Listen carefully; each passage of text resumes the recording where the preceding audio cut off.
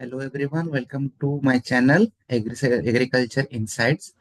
तो जैसे कि आप सब जानते हो कि ऑलरेडी एएसआरबी बोर्ड ने, एग्रीकल्चर साइंटिस्ट रिक्रूटमेंट बोर्ड ने अपना नोटिफिकेशन रिलीज कर दिया है एआरएस नेट, एसएमएस, एसटीओ और एआरएस एग्जाम के लिए।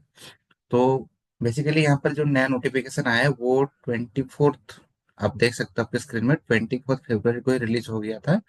लेकिन इसमें जो डेट्स आए हैं वो ऐसा है कुछ, आपने आपके स्क्रीन में देख सकते हो कि पहला जो डेट है वो है आपका 22 अप्रैल से आपका मतलब ऑनलाइन एप्लीकेशन फॉर्म का वो फिलअप स्टार्ट हो जाएगा।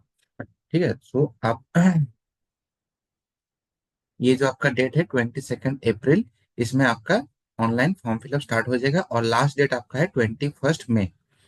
फिर आपका जो एग्जाम आ रहा है, ठीक है, एग्जाम जो है एएसआरबी नेट, एसएमएस और एसटीओ का जो प्रीलिम्स एग्जाम है और एआरएस का भी प्रीलिम्स एग्जाम है, वो है 2 से 4 के बीच में, यानी 2 से 4 सितंबर के बीच में 2025 को ये एग्जाम होने वाली है। उसके बाद जो आपका एसएमएस और एसटीओ का और एआरएस का मेंस एग्जाम है वो आपका दिसंबर का 7 तारीख को है। तो यहाँ पे एक चीज आप देख सकते हो कि मतलब इस बार जो एसएमएस का वो एग्जाम है वो बेसिकली आपका मेंस के थ्रू भी क्वालिफाई किया जाएगा। ठीक है, तो सिर्फ आपको प्रीलिम्स से ही नहीं होता। पहले जो था कि प्रीलिम्स आपने क्लियर कर दिया जो एएसआरबी नेट था, फिर वहां से आपके परसेंटेज के बेसिस पे ही आपका सिलेक्शन होता था एसएमएस और एसटीओ। लेकिन इसमें इस बार इन्होंने चेंजेस रखे हैं क्या, कि प्रीलिम्स के साथ साथ आपको मेंस एग्जाम पे या फिर डिस्क्रिप्टिव एग्जाम भी देना पड़ेगा। सो यहाँ पे जो लिखा है, जो आप देख सकते हो कि नेट, ठीक है, नेट एग्जाम, एएसआरबी का प्रीलिम्स एग्जाम और एसएमएस एसटीओ का प्रीलिम्स एग्जाम, ये तीनों सीबीटी मोड में होगा। सीबीटी मोड यानी ऑनलाइन मोड, कंप्यूटर में आपको पर्टिकुलर सेंटर्स दिए जाएंगे और उसी सेंटर्स में आपको जाके एग्जाम देना पड़ेगा।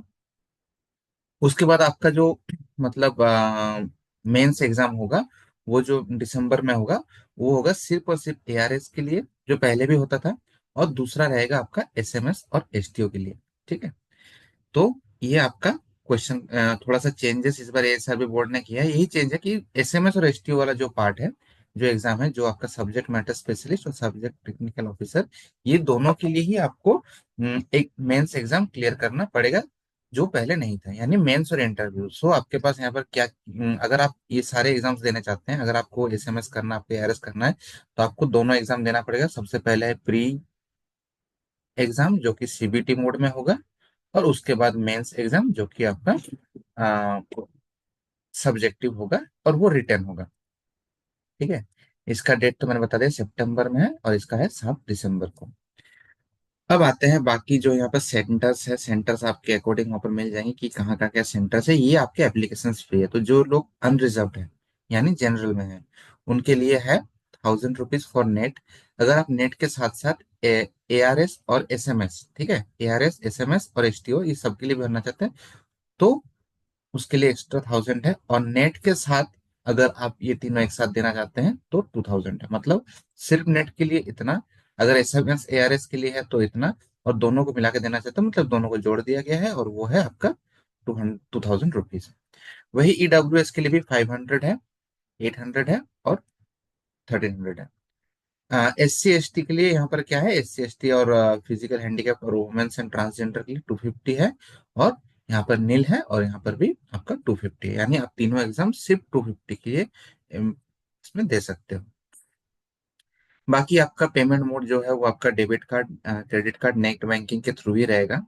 अब कैसे अप्लाई करना है, तो बेसिकली आपको वेबसाइट पे जाना है, और वेबसाइट पे जाके आपको इन स्टेप्स को बाद में फॉलो करना होगा, जिसके थ्रू आप इसमें आपका फॉर्म फिलअप सक्सेसफुली कर सकते हो। ठीक है, अब इसमें क्या क्या डॉक्यूमेंट्स है इसके बारे में हम लोग फिर दूसरे एक एग्जाम में वहाँ पे मतलब वीडियो पे हम लोग बता देंगे कि क्या है। तो यहाँ पर एक चीज आप लोग नोट कर लो कि जो आपका वेबसाइट है, ठीक है, वो है www.asrb.org.in। तो इस वेबसाइट से आपको सारे के सारे नोटिफिकेशंस और सारे के सारे डिटेल्स मिल जाएंगे। हालांकि मैं ये पीडीएफ भी अपने डिस्क्रिप्शन बॉक्स में शेयर कर दूंगा। बाकी ये सारे रूल्स है कि कैसे कैसे फॉर्म फिलअप करना है और क्या क्या करना है, यहाँ पर इम्पोर्टेंट इंस्ट्रक्शंस क्या क्या है, फीस पेमेंट का। अब यहाँ पर है कि क्या क्या डॉक्यूमेंट्स चाहिए। तो बेसिकली डॉक्यूमेंट्स क्या क्या चाहिए, आपका name, father's name, complete address, permanent address, Aadhaar card, matric certificate, high school certificate, bachelor certificate, master certificate, और अगर आपने किसी ने पीएचडी कंप्लीट कर रखा है तो आपका डॉक्टरल सर्टिफिकेट। फिर आपका सेंटर क्या ऑप्ट करना है, ये सब आपने जैसे भी बाकी नॉर्मल फॉर्म्स में फिलअप किया जाता है उसी में ही किया जाता है। क्या क्या आपको अपलोड करना है, तो सबसे पहले तो आप पासपोर्ट साइज फोटो, किसी भी फॉर्म फिलअप का ये बेसिक रिक्वायरमेंट है कि आपको एक पासपोर्ट साइज फोटो अपलोड करना है। दूसरा आपका स्कैन सिग्नेचर। इसके साथ साथ आपका एलटीआई यानी left thumb impression in blue ink. ठीक है, ये नोट कर लेना ब्लू इंक, क्योंकि बहुत लोग क्या करते हैं कि ब्लैक जो इंक रहता है कार्बन पेपर का उससे भी थंब इम्प्रेशन डाल देते हैं, लेकिन नहीं। तो बाकी तो ये सारे सब कुछ आप जानते हो कि कैसे फॉर्म फिलअप किया जाता है, नॉर्मल बाकी फॉर्म फिलअप के ऐसे सिंपल प्रोसीजर है। इसमें कोई उसमें रॉकेट साइंस है नहीं। अब इसमें हम लोग थोड़ा नीचे जाते हैं, क्योंकि हम लोग को देखना है कि सीट मार्जिन कितना है। तो ये आपके सेंटर्स हैं। ये जो सेंटर्स आप लोग जिस भी स्टेट से बिलोंग करते हैं या फिर जहां आप पढ़ रहे हो जिस यूनिवर्सिटी में, उसका नियरेस्ट सेंटर यहाँ पर है। जैसे कि गुजरात के लिए आनंद वडोदरा है। जैसे उत्तर प्रदेश के लिए बरेली है, उत्तर प्रदेश के लिए शायद और भी होंगे, चेक करना पड़ेगा। वेस्ट बंगाल के लिए कोलकाता और बैरकपुर है, उत्तराखंड के लिए देहरादून है। तो ये सारे सारे आपके जितने भी हैं वो है। ये सेंटर के कोड्स है, तो इसके अकॉर्डिंग आपको सेंटर्स मिल जाएंगे। ठीक है, जब आप फॉर्म फिलअप करोगे तब आपको मिल जाएंगे। अब ये रूल्स ऑफ एग्जामिनेशन क्या क्या करना है, आपको क्या करना है, सब मेनली बेसिकली यहाँ पर जो इंडियन सिटीजन होना चाहिए, या फिर आपको सिटीजन ऑफ नेपाल होना चाहिए, या फिर भूटान के भी हो सकते हो। पर्सन ऑफ इंडियन ओरिजिन जो पाकिस्तान, बर्मा यहाँ पर माइग्रेट कर चुका है उनके लिए भी ये एलिजिबल है। और टिबेटन रेफ्यूजी जो 1962 से पहले आ चुके हैं उनके पास भी, उनके लिए भी ये एलिजिबल है नेशनलिटी। ठीक है। एज लिमिट, तो एज लिमिट जो है आपको मिनिमम 21 ईयर से होना चाहिए, ऊपर का कोई लिमिट है नहीं। एडुकेशनल क्वालिफिकेशन जो है बेसिकली आपको मास्टर्स डिग्री या फिर इक्विवेलेंट कोई भी डिग्री आपके कोई भी कंसर्न डिसिप्लिन में होना चाहिए। ठीक है। तो ये सारे रूल्स है, ये आपको देखना होगा।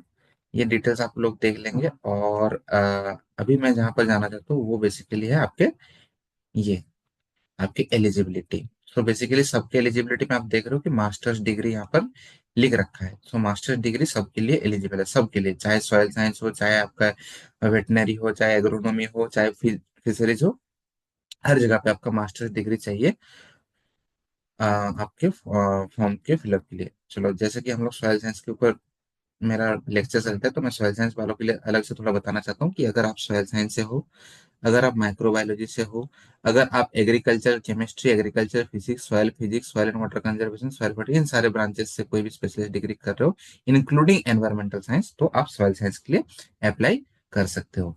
हाँ, एग्रोनॉमी वालों के लिए भी सेम है कि आपका मास्टर डिग्री एग्रोनॉमी नहीं तो सॉइल वाटर कंजर्वेशन या फिर इन सारे फील्ड्स में होना चाहिए। अब आगे बढ़ते हैं कि कितना सीट्स है, वो हम लोग एक बार चेक कर लेंगे तो फिर क्लियर हो जाएगा। सिलेबस जो है, बेसिकली मैंने सिलेबस तो पहले डाल रखा है कि क्या सिलेबस है, इसमें कोई चेंजेस तो उतना आया नहीं, सॉइल साइंस में भी नहीं है, एग्रोनॉमी में नहीं है, तो कोई प्रॉब्लम नहीं है। अगर कुछ चेंजेस आएगा तो बाद में तो वो बता दिया जाएगा इन द नेक्स्ट वीडियोस।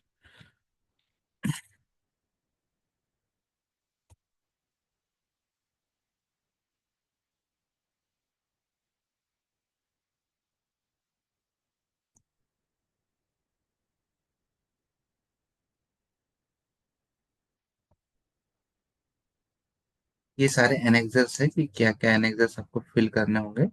आपके पर्टिकुलर कोई फिजिकल डिसेबिलिटी हो या कोई और वो कास्ट सर्टिफिकेट वाला, वो सारे इसी एनेक्सर्स में आपको मिल जाएंगे।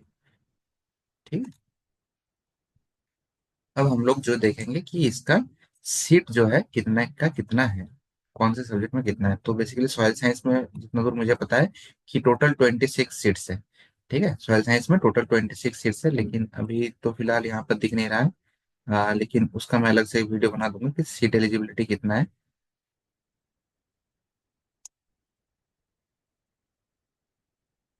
हाँ, चलो।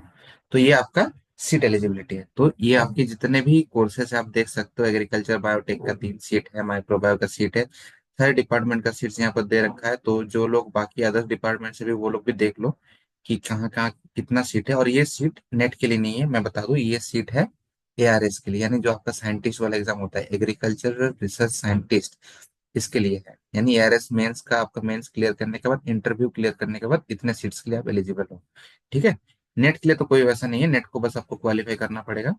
यहाँ पे मैं दिखा रहा हूँ कि हाँ, सॉइल साइंस का टोटल 14 सीट्स है, सॉरी मैंने थोड़ा गलत बताया, टोटल 14 सीट्स है। और एग्रोनॉमी का सीट है आपका कम से कम 10। तो ये आपका सीट है आपके, बेसिकली वैकेंसी पोस्ट है एसटीओ के लिए, ये एसटीओ के लिए है। और एसएमएस के लिए भी शायद आपका पोस्ट है यहाँ पे। एसएमएस के लिए सॉइल साइंस में 4 सीट्स है, और एग्रोनॉमी में 6 सीट्स है। जैसे कि 2 सीट्स यहाँ पर आप देख रहे हो, ये सारे डिविजन दे रखा है। ठीक है, जनरल का 2 सीट है, एससी ओबीसी का 1 सीट है, और एससी एसटी का 1 सीट है। अब हम लोग ऊपर जाएंगे तो एआरएस का सीट भी शायद हम लोग को दिख जाएगा। अगर अच्छा, एआरएस का सीट यहाँ पर अपलोडेड नहीं है, लेकिन टोटल एआरएस का जितना दूर मुझे पता है कि टोटल 26 सीट्स है एआरएस के लिए। और उसमें से उसका भी अलग अलग डिवीजन है सॉइल साइंस के लिए। ठीक है। तो आज का वीडियो इतना तक ही था कि आप लोग का क्या नोटिफिकेशन है, नोटिफिकेशन मैं अपलोड कर दूंगा, कोई प्रॉब्लम नहीं है इसमें। और इसके बाद इसके में जो भी सिलेबस रहेगा, जो भी चेंजेस रहे हैं सिलेबस में, उसके बारे में हम लोग फिर से अलग से एक दूसरा वीडियो बनाएंगे, और कैसे प्रिपेयर करना है उसके बारे में भी हम लोग एक वीडियो बनाएंगे। ठीक है। तब तक के लिए थैंक यू, अच्छे से प्रिपेयर करते रहना, और हमारे चैनल को लाइक शेयर और सब्सक्राइब जरूर कर देना। Thank you.